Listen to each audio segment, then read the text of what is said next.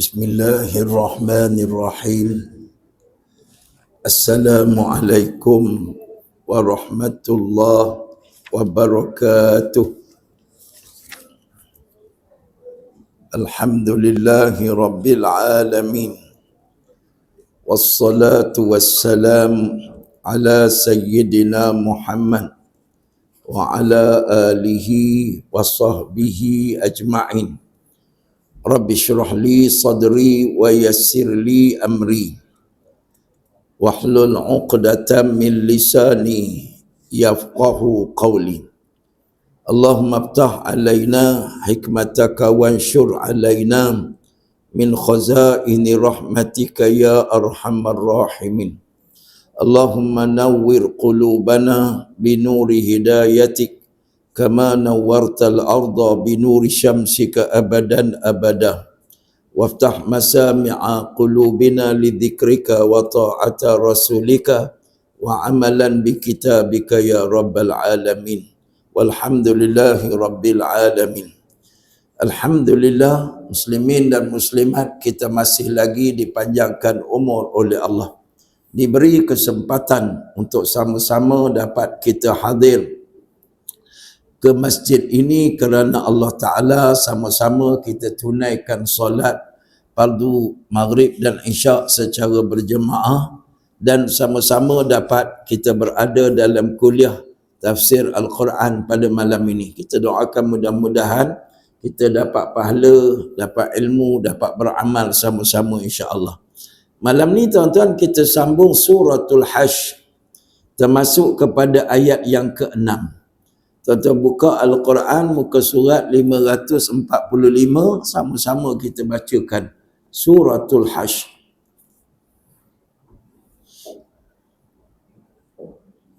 Ayat yang ke-6. A'udzu billahi minasy syaithanir rajim.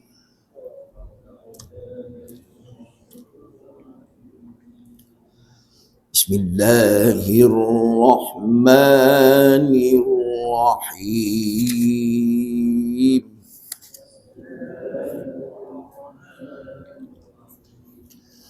Wa ma afa'a Allahu ala rasulihi minhum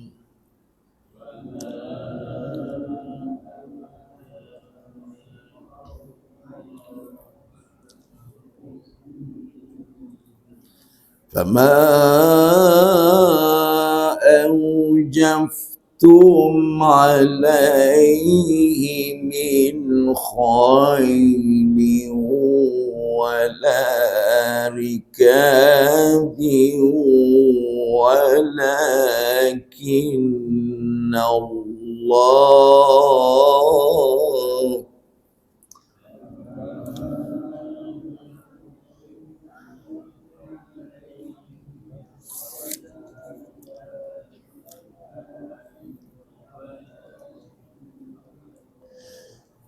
ولكن الله يسلط رسله على من يشاء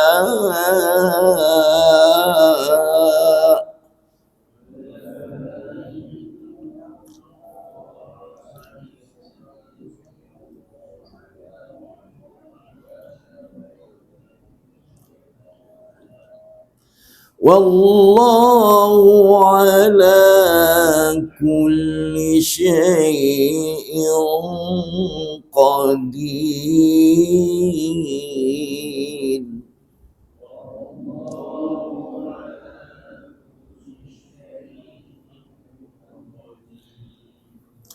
ما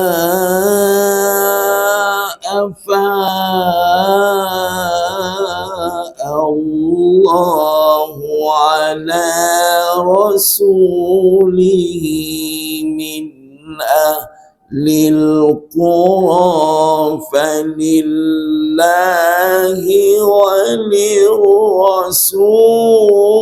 وللرسول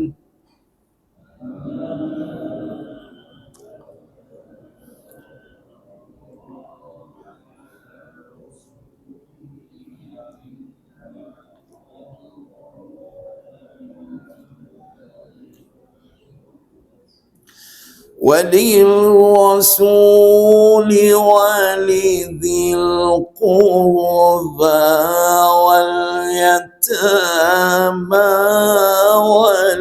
والمساكين وابن السبيل كي لا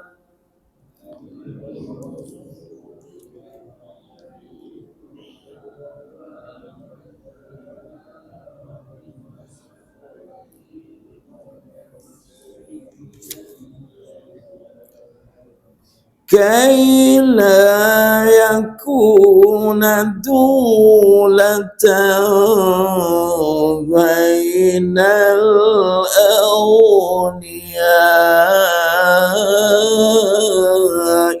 منكم.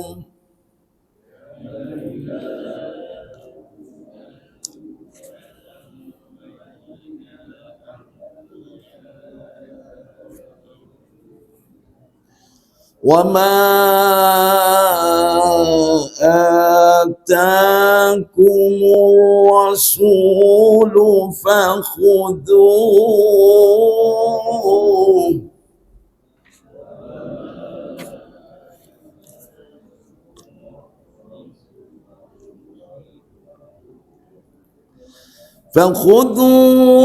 وما نهاكم عنه فانتهوا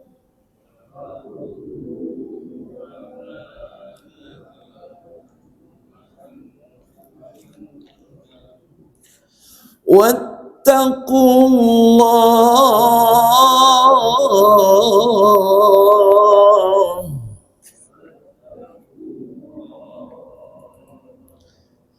إن الله شديد العقاب.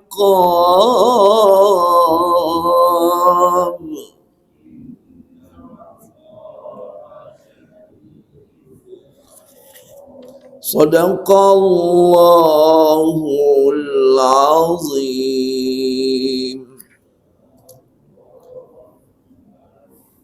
Alhamdulillah, kita setelah sama-sama dapat membacakan ayat yang ke-6 dan ayat yang ke-7 daripada suratul Hasyr. Mudah-mudahan bacaan kita tadi Allah bagi pahala, Allah bagi rahmat dan barakah. Jangan lupa tiap-tiap kali baca Quran, satu huruf dapat 10. Tiap-tiap kali baca Quran, insya-Allah Allah Ta'ala akan baiki hati kita. Setiap kali baca Quran, Allah akan turunkan dalam hati kita sakinah, ketenangan. Lepas tu rajinlah baca Quran. Baik, Allah Ta'ala menyatakan dalam ayat yang kita bacakan tadi, kita baca insya-Allah terjemahan dan huraian kemudian insya-Allah. A'udzu billahi minasyaitonir rajim. Aku mohon perlindungan kepada Allah daripada syaitan yang terkutuk. Bismillahirrahmanirrahim. Dengan nama Allah, Tuhan yang Maha Pemurah lagi Maha Mengasihani. Wa ma afa Allahu ala rasulihi minhum fama awjaftum alaihi min khailin wala rikab walakin Allah yusallitu rusulahu ala man yasha wallahu ala kulli syai'in qadir.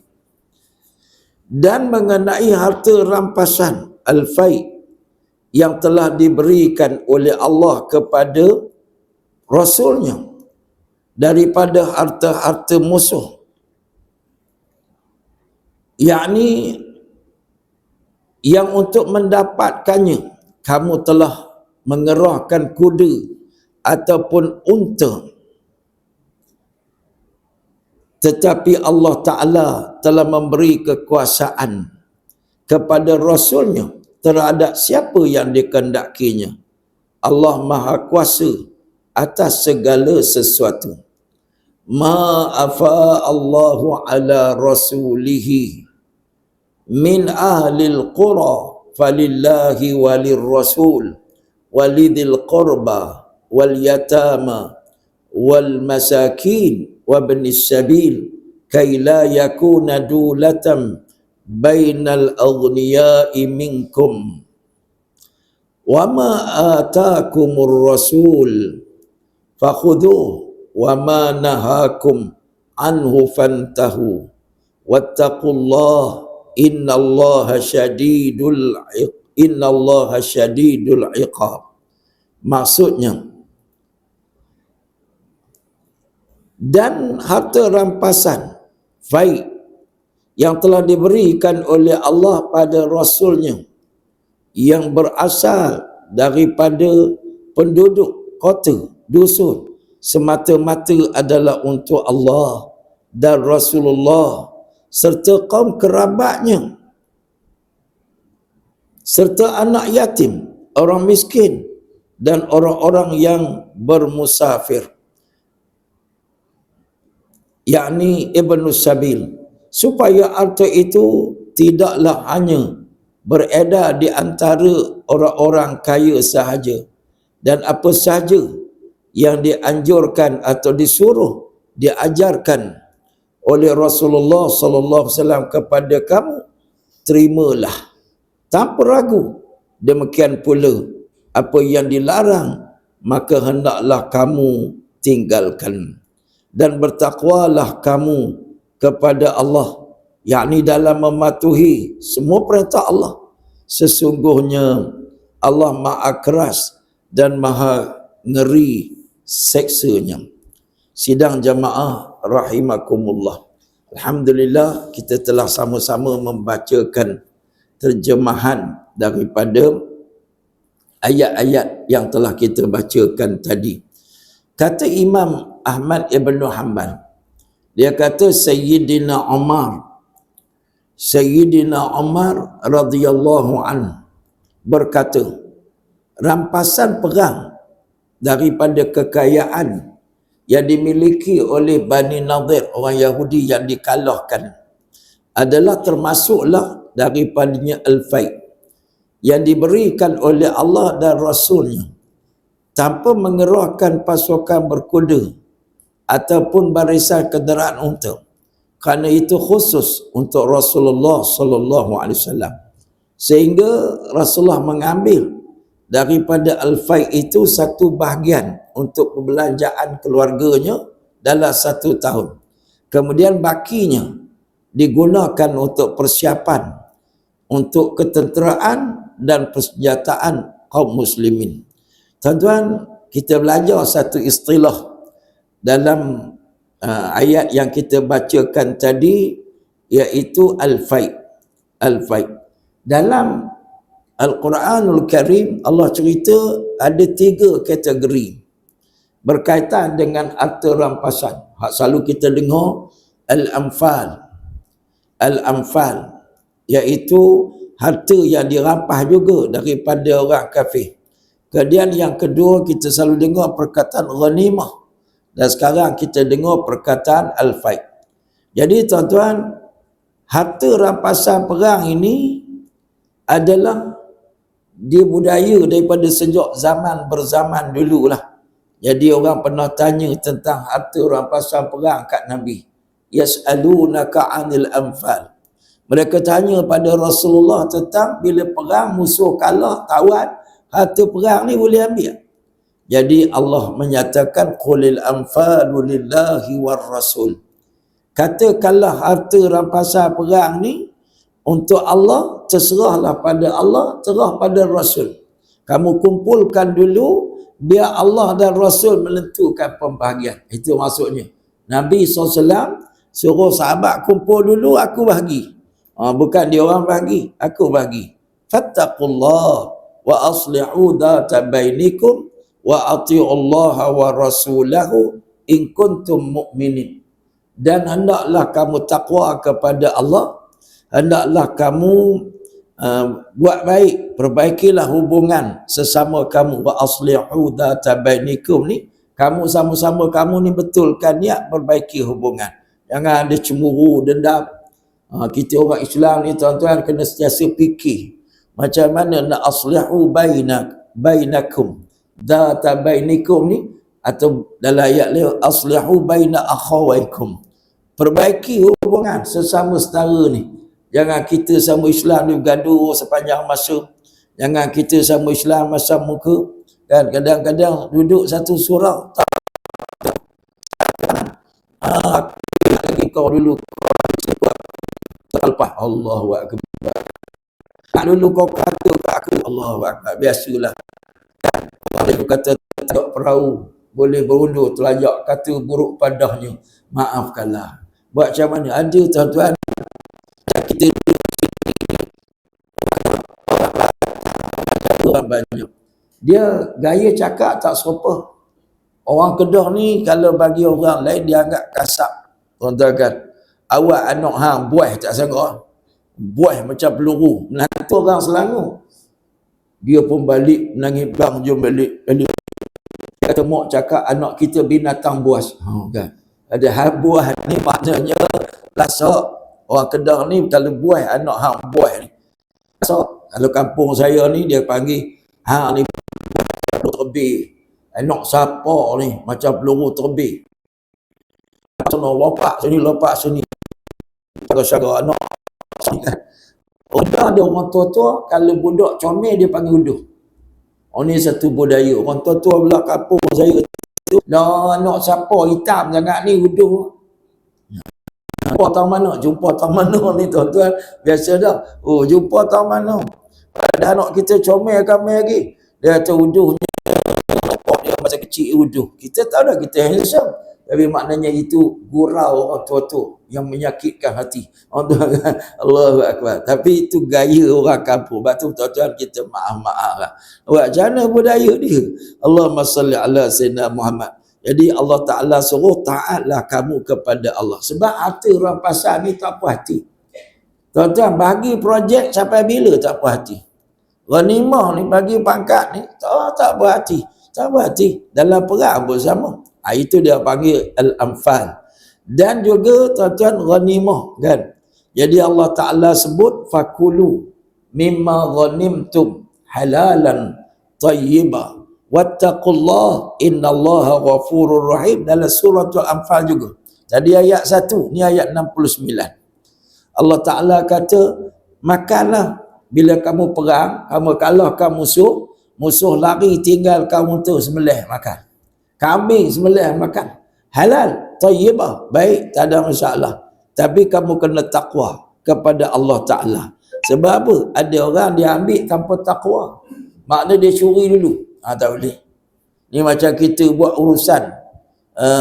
Tiap-tiap kali sembelih binatang korban ni, ada orang belum bagi telur hilang dah.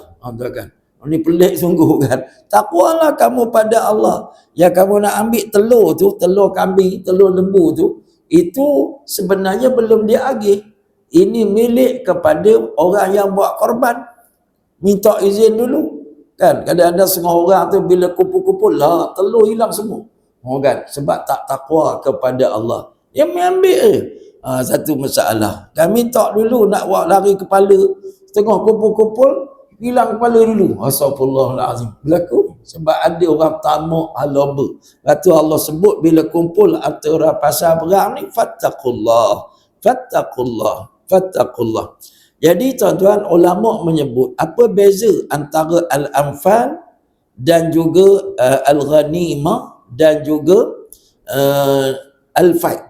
Ulama menyebut kalau kita perhati ada sikit perbezaan. Iaitu Al-Anfal ni ialah Rasul ni dia kutip semua harta rampasan perang ni, lepas tu dia bagi dulu ghanimah, bahagian tentera seorang sikit, hak baki tu dia akan bagi balik, yang dia panggil Al-Anfal. Al-Anfal ni maknanya Rasul ni dia tengok kawan ni anak 10 askar juga, kawan ni anak 1 je askar juga, mula-mula dia bagi semua askar ni. Tapi dia tengok orang ni anak 10 macam ni. Kadang-kadang Nabi ni dia bagi pada mu'alaf, orang yang nak dijinakkan hati dia. Pernah berlaku tuan-tuan, Nabi balik pada perang, kambing banyak tu, sahabat duk tengok, Nabi pergi panggil orang Badui ni, hak yang belum masuk Islam, Nabi pergi ambil. Sampai terkejut orang. Itu dia panggil Anfal. Maknanya Nabi tak bagi ke askar semua, dia bagi pada orang lain kan. Ini pembahagian. Nabi ada sebab strategi Nabi. Itu Nabi, tuan-tuan, dia punya, orang panggil strategi ni orang tak boleh nampak. Sebab tu kita, tuan-tuan, duduk dalam masyarakat ni tak semua kita nampak strategi orang yang pandai pada kita. Strategi. Nabi ambil kambing tu bagi kepada orang-orang yang belum Islam. Orang yang duduk tunggu tengok Nabi lalu dengan askar dia tu, Badui, orang kampung, orang Mekah ni, hak duduk dalam takut. Hebatnya Nabi Muhammad lalu, dia tak Islam lagi. Nabi panggil sini, orang tua-tua ni nak ambil. Pakak buat balik sampai orang Madinah cemburu. Sampai pakak bising kat kemah masing-masing. Nabi Muhammad ni nampak lain macam ni, nampak lebih orang Mekah ni. Dia bagi dia orang kan pergi perang pun. Video Nabi bagi harta tu kat dia. Sampai akhirnya ketua Sa'ad bin Mu'az, ketua orang Ansar ni jumpa dengan Nabi. Ya Rasulullah, ada orang tak puas hati dengan cara pembahagian. Sebab mereka lihat Nabi Muhammad ni bagi kambing tu pada orang Mekah. Kan? Tak buat balik ke Madinah. Nabi kata astagfirullahalazim. Astagfirullahalazim. Aku ingat orang Madinah ni faham. Aku bagi pada orang Mekah daki dunia. Aku bagi kepada orang Madinah aku bagi aku balik duduk dengan orang Madinah. Aku tak sangka ada di kalangan orang Madinah nak kambing tak nak aku. Terkejut, menangis orang Madinah, datang peluk Nabi, maafkan kami ya Rasulullah, kami silap. Kan, itu ada kisah, tuan-tuan kan. Nabi pernah cakap gitu lebih kurang lah kalau terjemah bahasa Melayu. Aku ingatkan kamu suka aku balik dengan kamu, rupanya kamu nak kambing balik dengan kamu. Kan? Nabi cakap agak tegas. Lepas tu tuan-tuan, kita kadang-kadang bila ijtihad oleh ulama ni kita tak nampak, maka jangan komen, no komen. Tak apa hati diam. Tak apa hati diam. Tak dapat kambing ni macam ni, tak dapat kambing. Kita nak kambing juga kan. Kita tak nampak. Nabi lebih utamakan dakwah.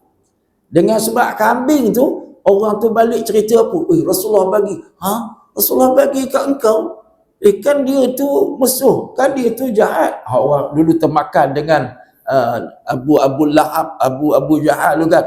Mana ada dia tu, aku duduk tepi jalan, angkat tangan kat dia, dia panggil aku, bagi kambing buat balik. Tuan-tuan, itu strategi yang cukup hebat. Kan? Bukan rasuah. Tapi balik dia cerita, Muhammad ni ya Allah, dia menang. Dalam perang tu dia menang. Dia duduk atas unta, dia tengok aku dia turun salah, dia bagi kambing. Tuan-tuan, itu strategi dakwah kan. Jadi tuan-tuan lah, kalau kita sekarang kadang-kadang pergi kampung orang asli, dia belum masuk Islam, bawa rumah ada babi. Tuan-tuan jangan kira bawa rumah dia ada babi, tuan-tuan bawa kambing sembelih suruh dia makan. Kan, contoh bawa ayam, bawa ni. Strategi dakwah kan. Itu hebat dia. Jadi itulah cerita tentang bagaimana Al-Anfal Nabi pernah bagi. Ya tuan-tuan, Nabi bagi pada orang dan kadang-kadang ada orang yang Nabi bagi lebih. Disebabkan ada sebab-sebab lah, kecemerlangan, apakah pahlawanan atau kepimpinan. Ataupun Nabi SAW bagi kepada orang ni ada sebab-sebab yang lain. Dia ada juga ulama yang menyatakan bahawa Al-Anfal itu adalah pemberian yang ditetapkan kepada ketua negara ataupun jeneral dan sebagainya lah. Itu maksud sebagian. Allahu Akbar. Al-Anfal ni, tuan-tuan. Dan ada ulama yang menyatakan Al-Anfal ni maksudnya ialah pemberian negara kepada pemimpin-pemimpin, iaitu dia ambil daripada pedang baju besi musuh ni, maka tak dianggap sebagai aturan pasal perang, tapi di milik negara, diserah pada pasukan tertentu, unit elit apa semula kan. Dia orang ni dapat lebih, pedang dia lain. Jadi tuan-tuan, jadi pasukan tentera yang lebih cemerlang dalam peperangan tersebut diberikan kepada mereka harta yang berupa rampasan daripada ketenteraan itu untuk mereka. Jadi itu sebagian ulama menyatakan. Jadi Al-Anfal, tuan-tuan. Dan ada setengah ulama kata Al-Anfal itu juga sama dengan ghanimah, iaitu Al-Ghanimah kan. Jadi Al-Ghanimah ni dia ambil 1/5 daripada harta itu untuk disimpan oleh pihak pemerintah. Kan, sementara baki dibahagi. Jadi tuan-tuan, manakala ghanimah ini bila orang Islam perang, maka tuan-tuan, Allahumma salli ala Sayyidina Muhammad, jadi ketua pemerintah peperangan ataupun ketua khalifah atau pemerintah Islam ni, dia boleh ambil, kumpulkan semua, jadi baki tadi 1/5 dia ambil untuk ghanimah, untuk Al-Anfal ni 1/5 serah kepada pihak pemerintah. Manakala baki 4/5 tadi, itu dia panggil ghanimah. Dia bagi pada tentera Islam yang berjuang. 1/5 daripada bahagian tadi masuk ke dalam Baitul Mal untuk maslahah umat Islam. Jadi itu sebahagian, ya. Dan sebahagian ulama kata al-fai. Al-fai ini iaitu tentera kafir ni lari tanpa perang. Bila masuk kampung tu, dia surrender. Tak ada masuk dengan askar bunuh, tak ada bunuh, dia surrender. Kan, lepas tu dia usir keluar daripada kampung. Kampung dia tu dirampas. Jadi lebih kurangnya macam dirampaslah, rampasan oleh pihak pemerintah Islam terhadap kampung-kampung yang telah pun dulu asalnya kampung bandar tu adalah kampung itu dihuni oleh musuh-musuh, yang apabila tentera Islam datang ramai, maka tentera Islam menawat, maka harta yang diperolehi secara tidak perang, kan, musuh surrender, itu dia panggil fai. Itu sebagian ulama sebut. Jadi al-fai ini tidak diagih pada askar. Ini semua dipegang oleh pihak pemerintah. Jadi satu bahagian dia ambil oleh Nabi SAW. Jadi peragihan dia Nabi urus sendiri. Jadi dia sebut tadi 1/5 Nabi SAW ambil sebahagian daripada harta tersebut untuk digunakan untuk sara hidup. Nabi tak ambil gaji, tuan-tuan. Ittabi'u man la yas'alukum ajra. Ikutlah rasul-rasul yang mereka itu tidak pernah mengambil gaji, tak pernah minta. Kan, gaji tak ada. Bila perang baru boleh ambil sebahagian tu. Contohnya kambing. Nabi ambil 1/5 kambing. Atau kebun. Nabi ambil kebun tu dan dimilikkan kepada Nabi, sebahagian lagi dimilik negara. Diletakkan di bawah Baitul Mal. Itu untuk perancangan peperangan yang akan datang. Jadi tuan-tuan, ini adalah sistem yang digunakan dalam medan perang. Zaman sekarang tak pakai dah. Zaman sekarang ni pakai gaji, kan. Itu pun tak sama general dengan private, mana sama. Kan. Batalion pun, tuan-tuan, kalau batalion ni ada kereta kebang, batalion ni tak ada. Kan. Saya tengok bila askar Malaysia berperang dekat mana Somalia, kan. Yang ni askar Malaysia yang kena serang, dia nak selamatkan tentera Amerika apa semua, kan, dalam perang tu. Jadi ada yang duduk dalam kereta perisai, ada yang duduk di luar, kan. Jadi tak sama. Sebab tu sistemnya sekarang ni bayar gaji dan juga kor-kor ini diberi bekalan berdasarkan kepada kemahiran dan keperluan. Ini bukan semua askar sama. Sebut kata askar gaji sama, pangkat lain-lain. Jadi zaman Nabi dulu ada juga dibuat jadi pada Al-Anfal, jadi hadiah tambahan yang diberikan oleh Nabi kepada pasukan askar ni yang paling cemerlang, kan, yang pangkat tinggi apa semualah. Ada Nabi tunjukkan bagaimana memberi penghargaan kepada pasukan-pasukan ni dan sebagainya. Allahu Akbar. Jadi tuan-tuan, itulah. Jadi al-fai yang disebut dalam ayat tadi, bila masuk saja tawan Yahudi Bani Nadir ni dia surrender, maka tak perang. Surrender. Macam mana nak ambil? Biasa sahabat kata al-ghanimah, kan. Ghanimah ni perang. Dah berlaku tentera musuh lari tinggalkan, ni tak. Dia duduk dalam tu, dia surrender. Boleh ambil tak? Jadi Nabi ambil, kan. Nabi ambil. Kemudian Allahumma salli ala Sayyidina Muhammad. Jadi Nabi ambil, ya. Allah Ta'ala memberi kekuasaan kepada Nabi terhadap siapa yang dikehendaki. Maknanya apa yang Nabi buat keputusan ni adalah hukum Allah. Tuan-tuan, sebab tu Allah Ta'ala sebut dalam ayat yang seterusnya, iaitu wa ma atakumur rasul fakhudhu. Apa saja keputusan yang diputuskan oleh Nabi, ambil dengan tanpa perasaan ragu. Jangan pula boleh ke dia orang ni bukan berang dengan kita, dia lawan je awal tapi dia surrender, boleh ke tak boleh? Jadi dalam Islam senang je, keputusan Rasul, keputusan Allah. Sebab Nabi Muhammad ni tuan-tuan, dia tak pernah reka sendiri. Wa ma yantiqu 'anil hawa in huwa illa wahyu yuha. Tidaklah Nabi Muhammad itu bercakap berdasarkan hawa nafsu dia. Bukan kata dia nak ambil kat dia ni, tak boleh. Tak boleh ada satu orang Islam pun kata Nabi nak ambil kat dia ni dan sebagainya. Walaupun Nabi ambil kepada Nabi dan keluarga Nabi, itu keputusan Allah. Allah suruh ambil kan. Bila Allah suruh ambil, kena ambil lah. Itu keputusan Allah. Dan Nabi putuskan, itu keputusan Nabi, tapi asal keputusan Allah yang diputuskan melalui Nabi SAW. Jadi Allah Ta'ala ni dia bagi tahu kepada kita tadi rampasan al-faid, yakni yang diambil sama ada daripada mana-mana kebun, dusun atau tanah kan. Nabi masuk dia tawan, termasuk yang ditawan itu kebun kurma. Kita dah baca cerita tadi bagaimana Bani Quraidah, Bani Nadir, Bani Qainuqa, Bani apa semua kan, mereka diusir keluar daripada Madinah, kebun dirampas. Kebun-kebun mereka itu dirampas, Yahudi ni. Dirampas dan ditawan. Maka bagaimana kebun-kebun? Allah Ta'ala bagi tahu, sama ada kebun ke, apa ke, itu termasuk daripada faid. Yakni harta rampasan. Yang dia ambil, maka Allah bagi kepada Rasul. Kepada orang yang sanak saudara kamu yang memerlukan. Dan juga anak yatim.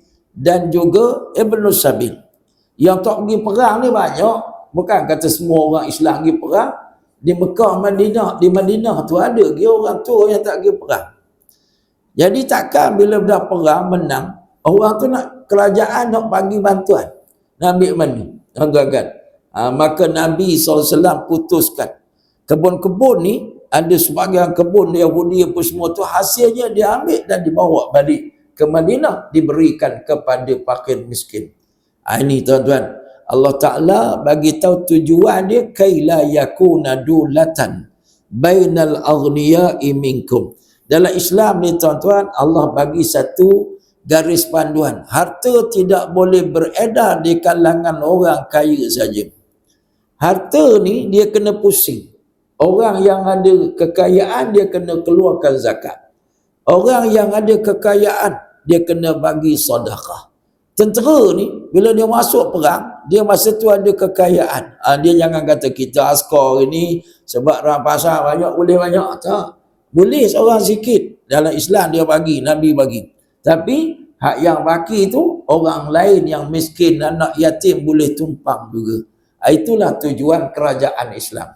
Supaya harta milik negara tidak duduk beredar di kalangan orang kaya. Kroni saja tak pusing. Supaya rakyat yang susah papa kedana ni boleh menerima. Sebab itu Allah Ta'ala peringatkan, jangan komplain keputusan Allah. Jangan komplain. Jadi apa saja yang ada dalam Quran, apa saja yang ada dalam sunnah, jangan komplain, buat. Hak yang Nabi larang, tinggal kan. Memang ada benda tuan-tuan hak kita tak faham. Kita tak faham bukan makna benda tu tak betul. Sebab otak kita tak sampai. Kita kadang-kadang tu macam cerita kisah sahabat daripada Ansar tadilah. Dia duk nampak kambing ni patut buat balik kat orang Madinah, tak, Nabi tak bawa balik yang ni. Yang ni bagi kat orang miskin yang berada di kota Madinah, di kota Mekah, yang berada di kawasan tepi-tepi Mekah ni. Strategi Nabi ni orang tak boleh faham. Sebab otak kita tak sampai. Sebab tu tuan-tuan, kita ni jangan anggap kita tahu semua. Budak-budak panggil pala tahu. Pala tahu ni jangan tuan-tuan kan. Banyak benda kita tak sampai kan. Tuan-tuan makmum, jangan nak komplain sangat Nazir dengan AJK mesyuarat.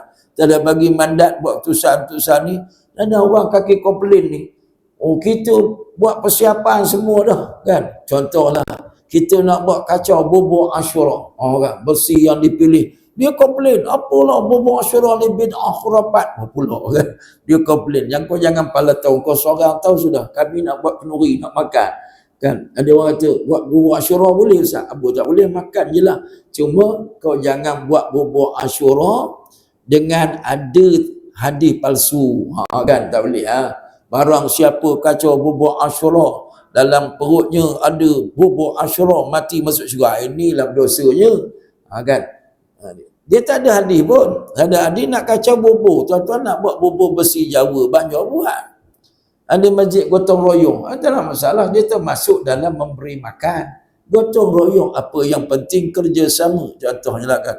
Oh, tapi kaki komplain ni, dia komplain. Padahal bagi bubur kat dia, dia makan mana? Astagfirullahaladzim. Itu contoh dia lah kan. Ini cerita orang kaki komplain ni tuan-tuan. Bila kita bagi mandat AJK, kita taatlah selagi kita tak nampak jelas yang menentang Allah dan Rasul. Baik. Cerita lagi tuan-tuan. Ada cerita satu orang yang nama dia Masruq. Dia kata ada satu perempuan datang kepada Abdullah ibn Mas'ud radhiyallahu anhu. Dia kata, aku dengar engkau larang perempuan pakai tik lalat palsu ni. Orang dulu tuan-tuan, dia ambil bubuh buat tik lalat palsu ni, lukis-lukis kat muka ni kan. Orang sekarang dia bubuh apa getah bagi nampak tik lalat ni. Dan aku dengar engkau larang orang sambung rambut pakai cemara kan, bubuh rambut ni. Aku nak tanya, kau kata haram ni ambil mana? Kau haram ambil mana? Kan? Ambil mana? Kan? Lalu Abdullah bin Mas'ud kata, aku ambil dalam Quran lah. Aku ambil daripada Nabi lah. Kan? Kata Abdullah bin Mas'ud. Abdullah bin Mas'ud ni tok guru pada para sahabat lah. Dia banyak mengajar kan.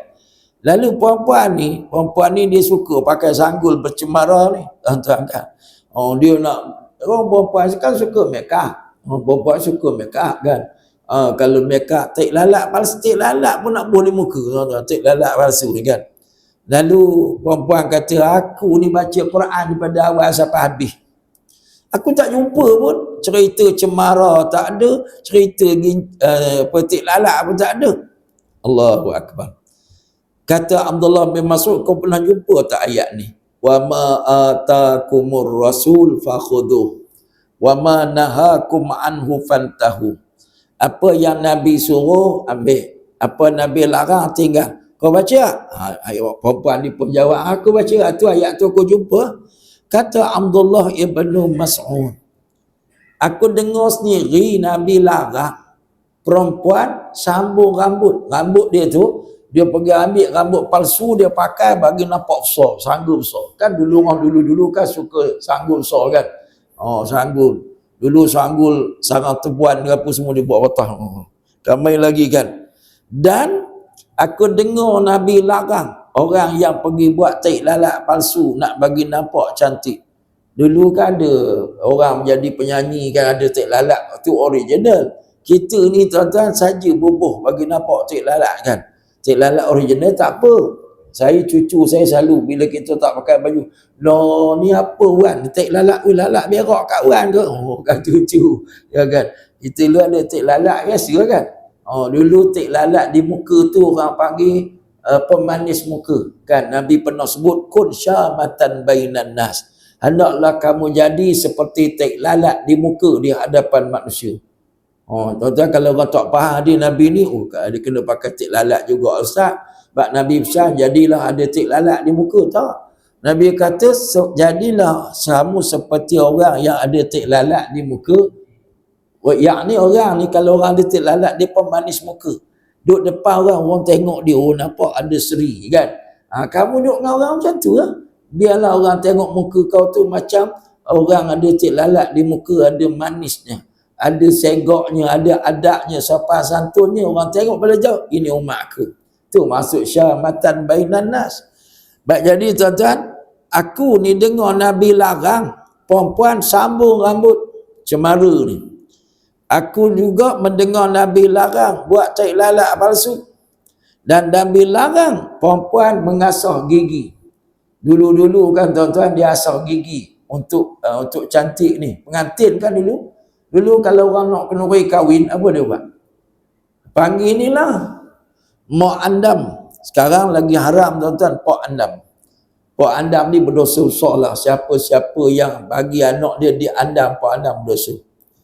Pak andam tu jantan, walaupun dia lembut gemalai. Jangan main dia kan.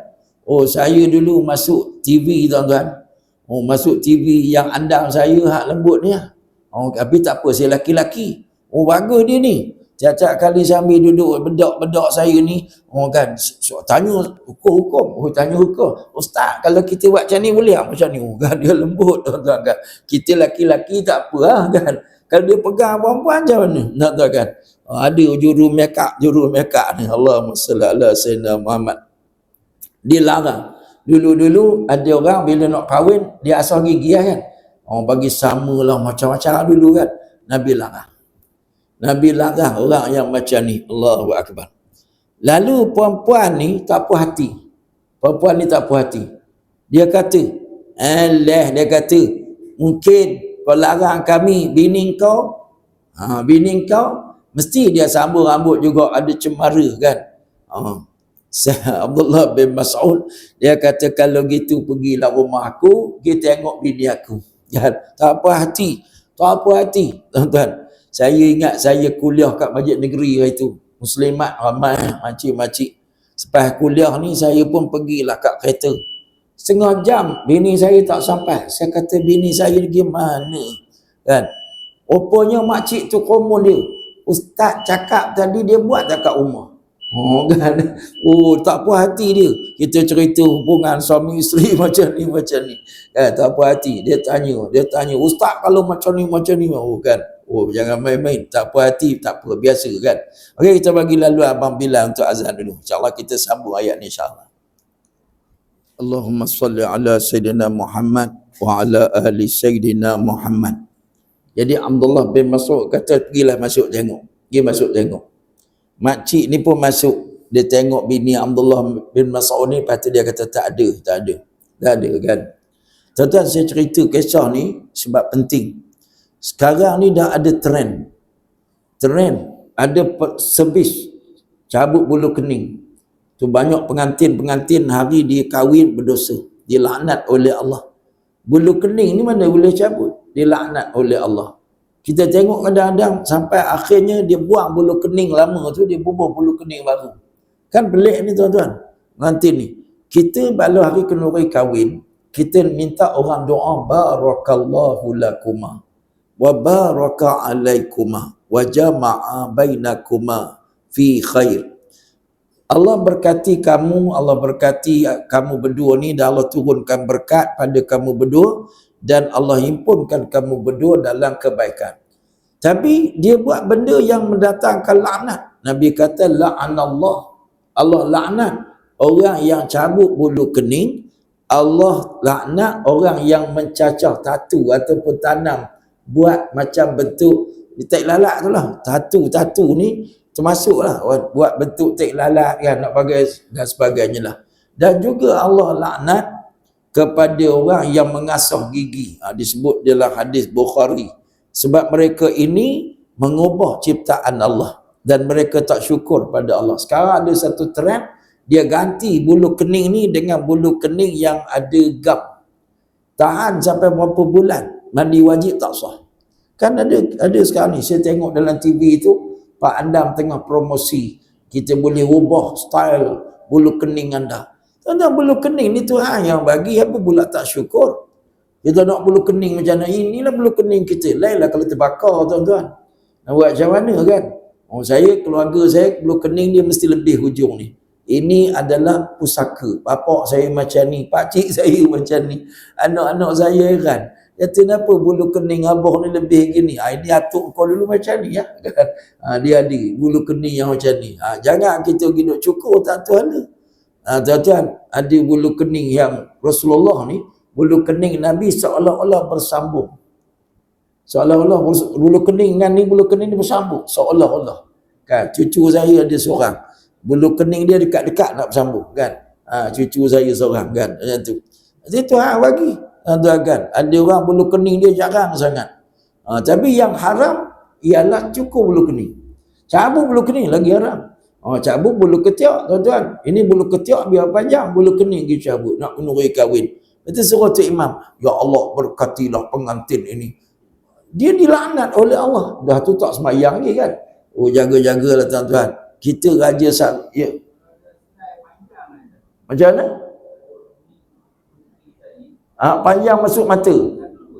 Satu boleh gunting, cabut tak boleh. Satu ni dia masuk mata, musim ni dia masuk tikam mata, gunting tak ada masalah. Cabut tak boleh kan tuan-tuan. Bulu kening sebab kita ubah. Muka kita macam tu, kita pergi ubah. Cabut tak boleh kan. Allahu Akbar. Kadang-kadang kita lupa yang bagi kat kita tu bersih kita, keturunan kita Allah bagi. Tak reda nak ubah kan. Sekarang ni dah trend lah. Ada sebis, tuan-tuan boleh tengok dalam TikTok tu kan. Kami bagi sebis, sebis apa, mencacah apa dia panggil tadi, ni tek lalat kan, pemanis muka, penyeri muka. Allahu Akbar. Haram dah berdosa tuan-tuan kan.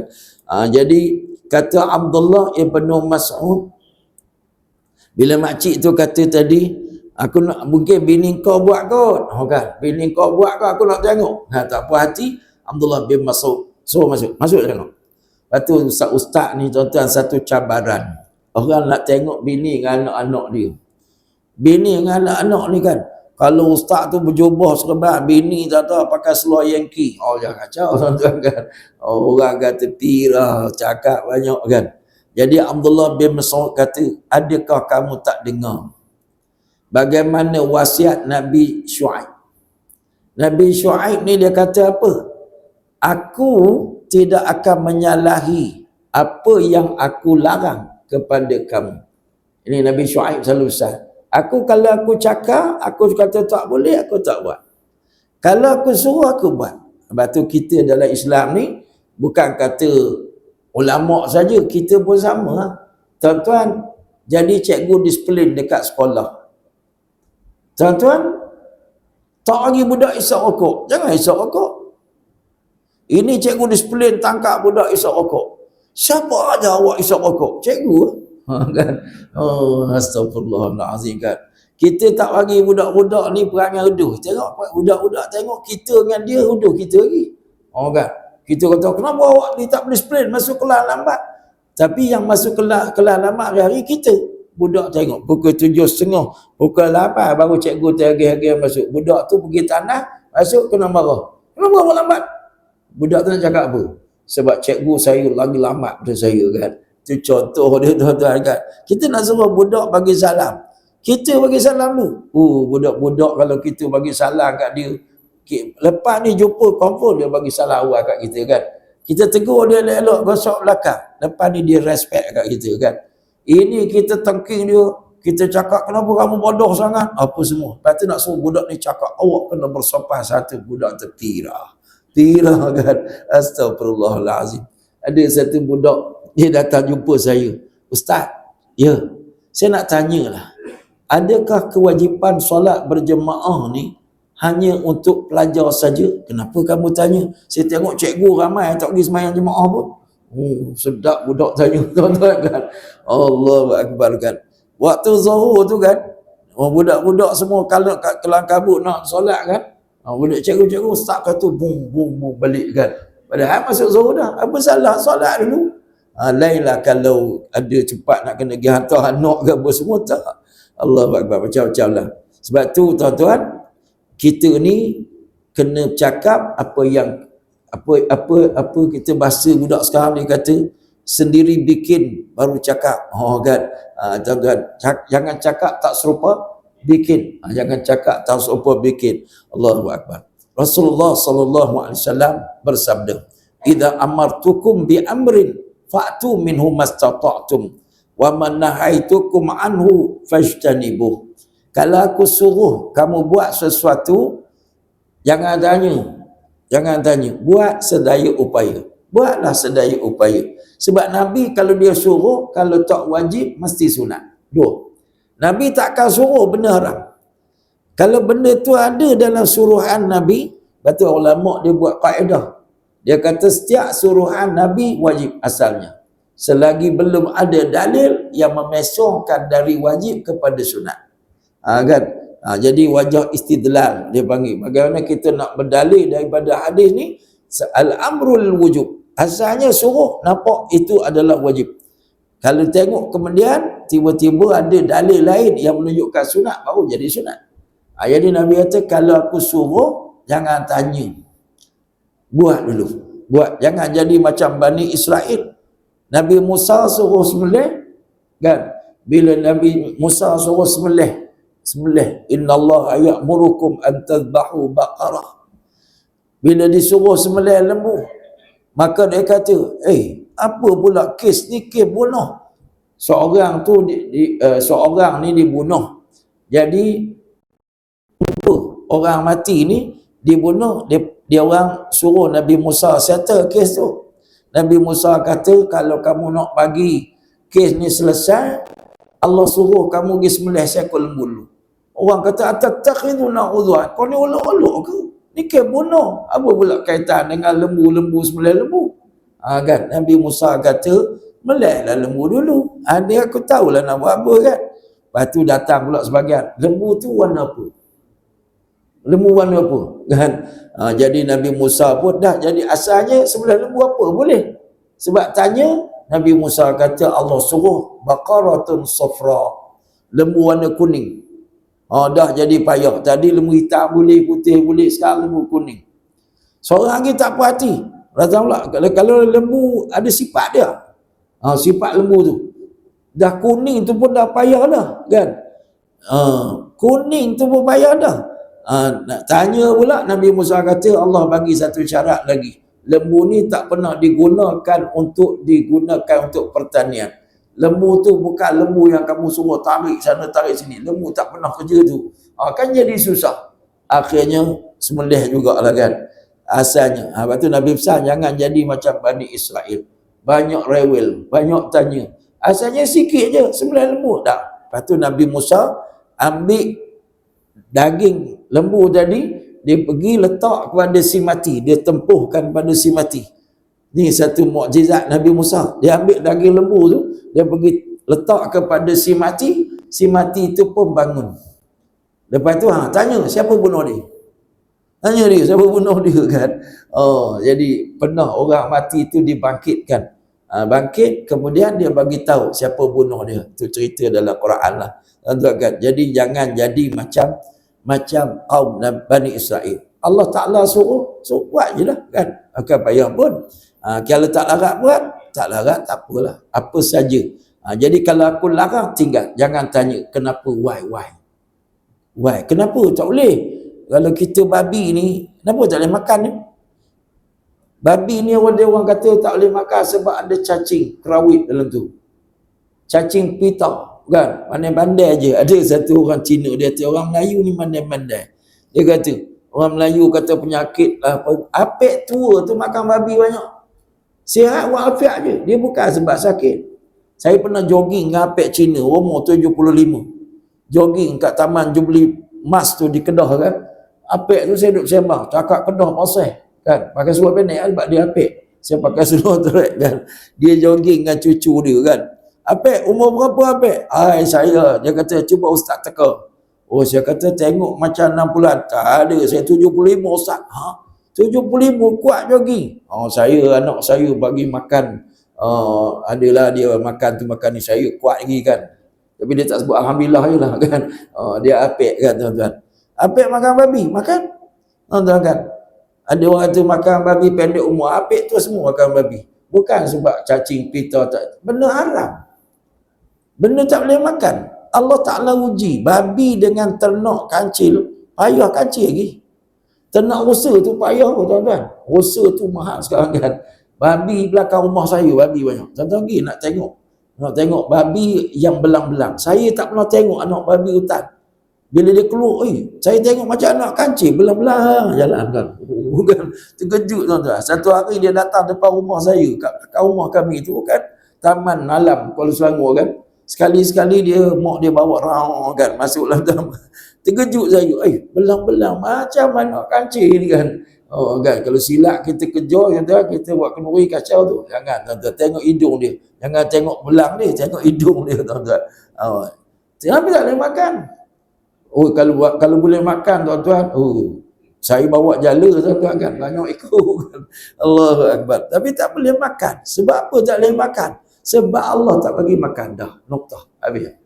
Tak tahu pun sebab apa. Tak boleh makan, tak boleh makan. Ya, senang je tuan-tuan. Faedah dia. Tapi sekarang orang buat kajian tentang kuman, tak kuman apa semua. Habis ada orang tanya, kalau kuman dia mati, macam kita rebus daging babi dalam periuk nokzah. Tuan-tuan kan, semua lembut dia kan, mati habis cacing kerawit dalam tu. Tak boleh makan juga. Sebab haram tu bukan sebab cacing tak cacing, sebab babi tu Allah nak test.